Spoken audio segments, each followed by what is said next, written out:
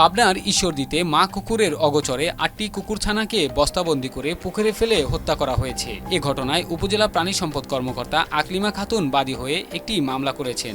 মামলা করার ২ ঘণ্টার মধ্যে অভিযুক্ত নিশি রহমানকে গ্রেপ্তার করেছে পুলিশ।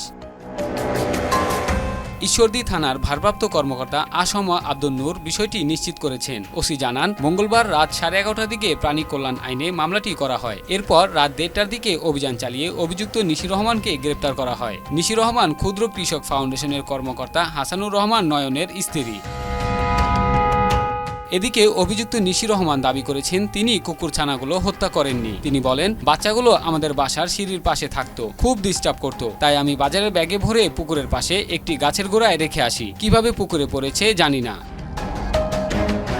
দীর্ঘদিন ধরে ঈশ্বরদী উপজেলা নির্বাহী কর্মকর্তার বাসভবনের পাশে টম নামে একটি কুকুর থাকত। ১ সপ্তাহ আগে টম ৮টি বাচ্চা প্রসব করে। সোমবার সকাল থেকে তার ছানাগুলো না পেয়ে ছোটাছুটি করতে দেখা যায় টমকে। এরপর সোমবার সকালে কুকুর ছানাগুলোর মরদেহ পাওয়া যায়। পরে দুপুরের দিকে মৃত কুকুর ছানাগুলোকে ইউনোর বাসভবনের পাশে মাটি চাপা দেওয়া হয়।